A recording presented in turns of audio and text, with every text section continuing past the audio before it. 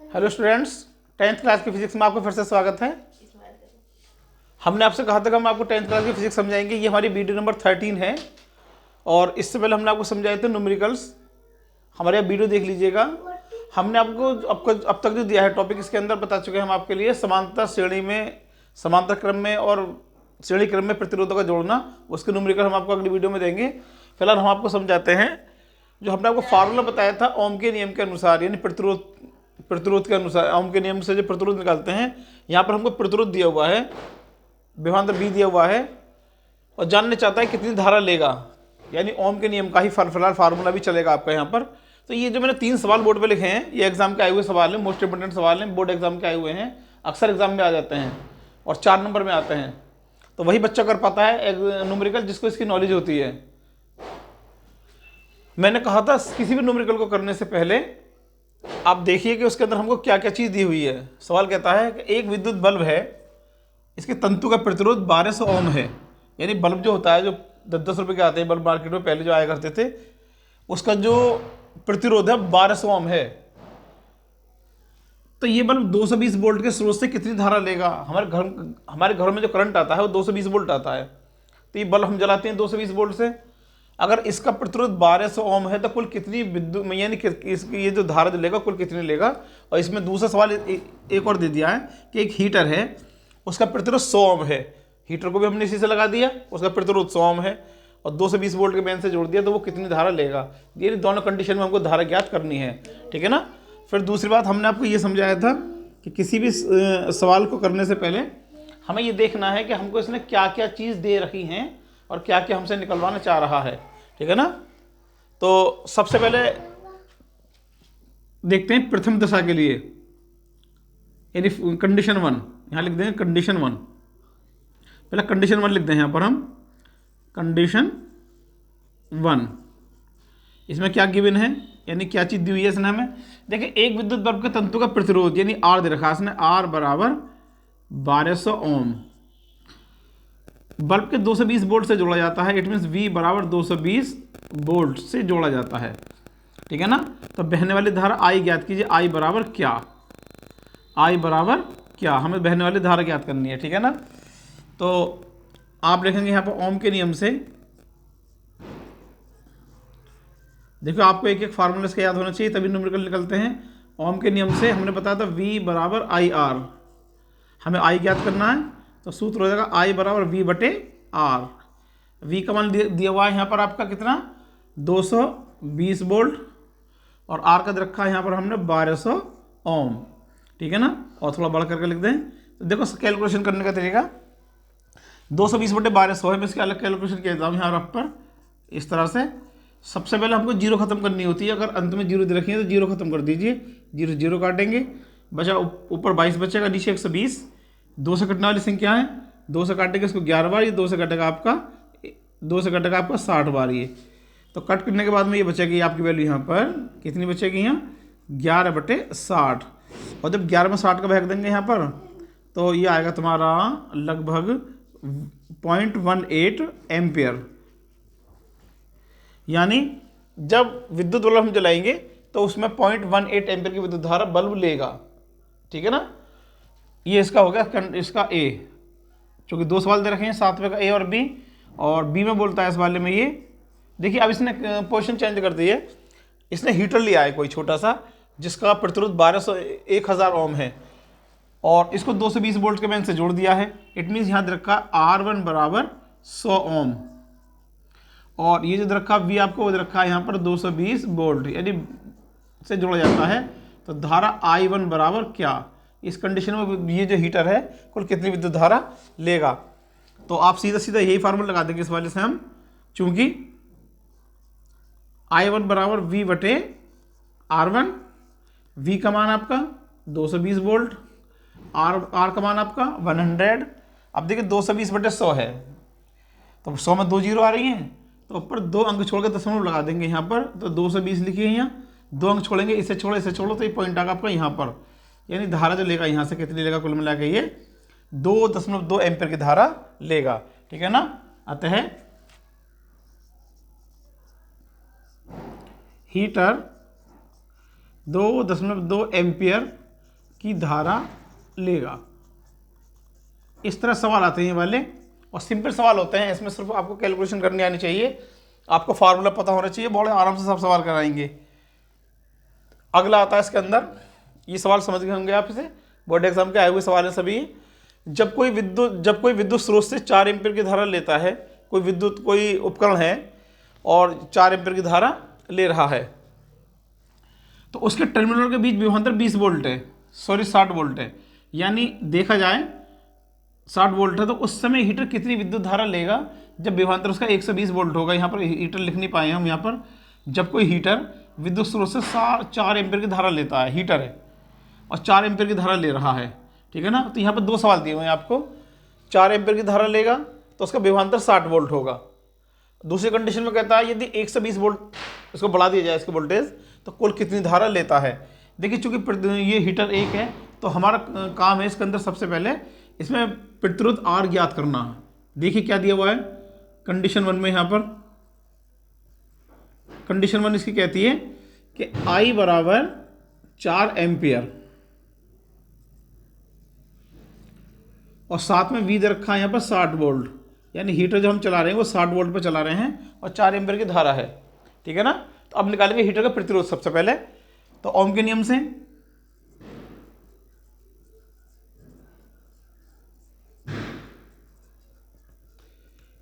से सूत्र होता है V बराबर IR। तो पहले इसका हीटर का प्रतिरोध निकाल देंगे। यहाँ पर पहले हम हीटर का प्रतिरोध R बराबर V अपॉन I, यानी V बटे I। V का मान, V कितने दिया हुआ देखो, यहाँ पर V दे रखा है यहाँ पर 60 वोल्ट और I दे रखा है यहाँ पर आपको 4 एम्पियर। तो 60 को 4 से काटेंगे, 60 तो कटता है 15 बार, तो ये हो गया आपका कुल मिलाकर कितना, 15 ओम। देखिए हमने हीटर का प्रतिरोध निकाल लिया, वो निकल कर आया था 15 ओम। ये हमने हीटर चला रहे हैं, ये हीटर 15 ओम का है, यानी इसका जो प्रतिरोध है वो 15 ओम है। हीटर तो हमने आपको बताया था कि प्रतिरोध जो होता है अपने आप में एक नियतांक होता है, यानी निश्चित इकाई होती है। तो ऐसी कंडीशन में R का मान तो 15 ओम ही रहेगा। ये अब जानना चाहता है स्टेबलाइजर, आपका स्टेबलाइजर है 60 वोल्ट पर आप चला रहे हैं, आप उसका वोल्टेज बढ़ाकर 120 कर दीजिए। वोल्टेज बढ़ाते हैं हीटर के, तो आप हीटर के वोल्टेज बढ़ाकर यहाँ पर क्या करेंगे,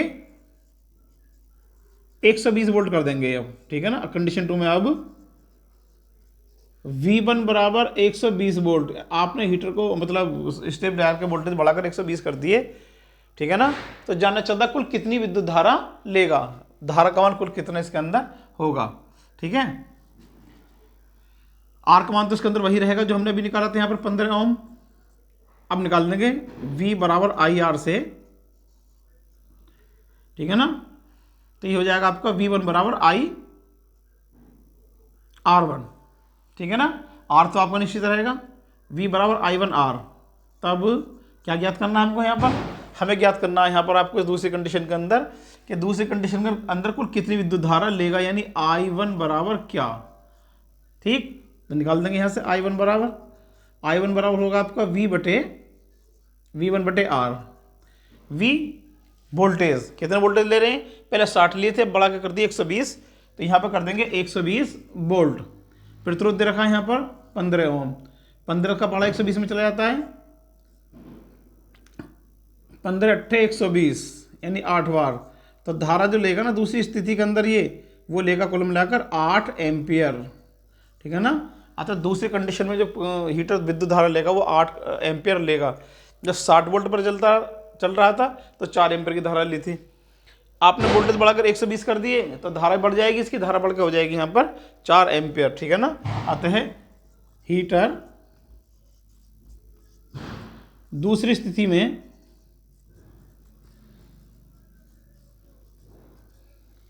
8 एम्पियर धारा लेगा। इस तरह से आंसर शो कर देंगे। अब हमने अब देखिए अगला सवाल देखिए, ये भी बोर्ड एग्जाम का वो सवाल है। दिए गए पदार्थ के किसी L लंबाई तथा A मोटाई के, तो इसी पदार्थ के किसी अन्य तार का प्रतिरोध क्या होगा जिसकी लंबाई L/2 और मोटाई 2A होगी।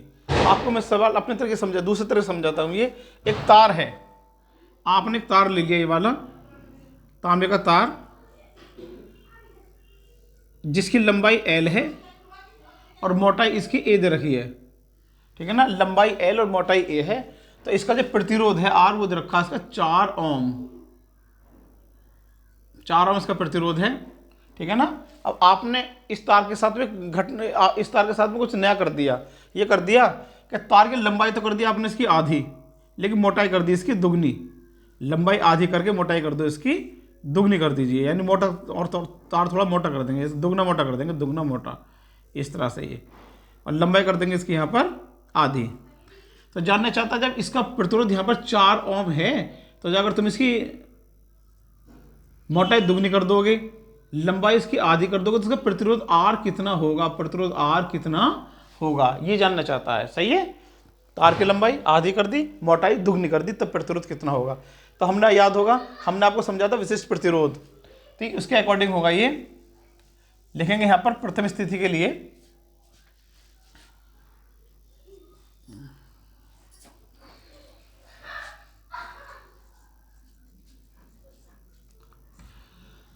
देखिए प्रथम स्थिति के लिए आपका फॉर्मूला होता है R1 बराबर रो L1 बटे A1, जहां पर रो इसका विशिष्ट प्रतिरोध है, या आप इसे ऐसे भी कर सकते हैं R1 बराबर रो L बटे A, इसको डाल देंगे समीकरण नंबर 1। चलो एक लाइन उसकी और थोड़ा नीचे लिख देते हैं इसे, इसलिए इतना रहने दो, सवाल बड़ा है थोड़ा सा। रो L बटे A, सही है। ये तो आपके मोटे उस तार के लिए हो गया कि तार की लंबाई L है और उसका मोटाई A है, और इसका विशिष्ट प्रतिरोध ये हो गया। अब दूसरी कंडीशन में कहता है तार की लंबाई तो कर दो आधी और मोटाई कर दो दुगनी, यानी डबल कर दो। तो ऐसी कंडीशन में क्या करेंगे आप, अब द्वितीय स्थिति के लिए या सेकंड कंडीशन के लिए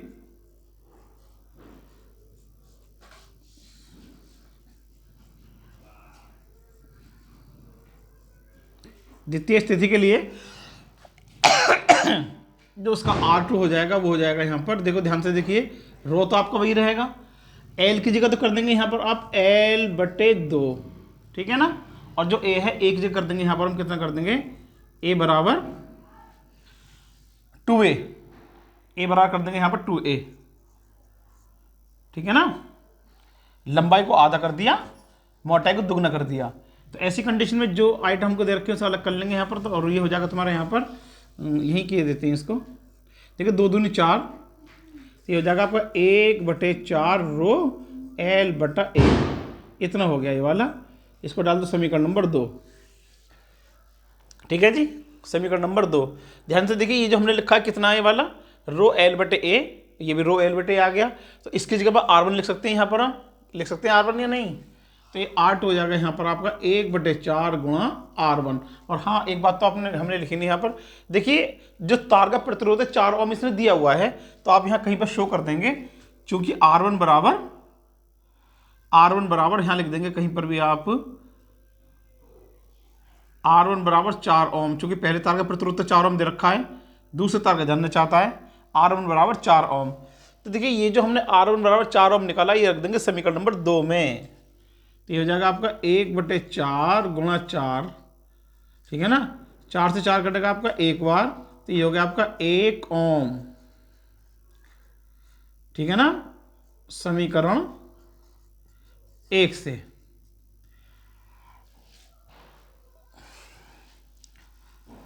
ये ऐसे लिख देंगे चूंकि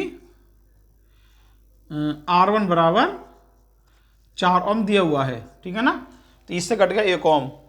क्या मतलब समझ में आया आपके, एक तार है, लंबाई इसकी L है, मोटाई इसकी A है, तो प्रतिरोध 4 ओम हो गया, आपने लंबाई इसकी आधी कर दी, मोटाई दुगनी कर दी, तो ऐसे कंडीशन में प्रतिरोध उसका घटकर 1 ओम रह जाएगा, यानी तार जितना ज़्यादा मोटा होगा विद्युत धारा उतनी ही अच्छी मिलेगी आपको। तो ये आपको याद होगा, मैंने आपको समझाया था, जब आपको समझाया था प्रतिरोध किन किन कारकों पर निर्भर करता है, तो उसमें से एक कारक ये भी है, ठीक है ना। अगर तार को आप मोटा करते चले जाओगे तो उसका प्रतिरोध घटता चला जाएगा, और प्रतिरोध जितना कम ज़्यादा होगा विद्युत धारा उतनी ही हमको अच्छी मिलती है। तो ये हमारे 3 न्यूमेरिकल्स को आपकी वीडियो कई देख लेना, और हमारे चैनल को सब्सक्राइब कीजिए, लाइक कीजिए और अपने दोस्तों को दिखाइए। हमारा टारगेट जनवरी तक आपका सिलेबस कंप्लीट करना है। यूपी बोर्ड और सीबीएसई के बच्चों के लिए हम ये वीडियो बना रहे हैं। आप हमारी वीडियो को देखते रहिए, लाइक कीजिए, सब्सक्राइब कीजिए। तब तक के लिए हमें इजाज़त दीजिए। Have a good night students.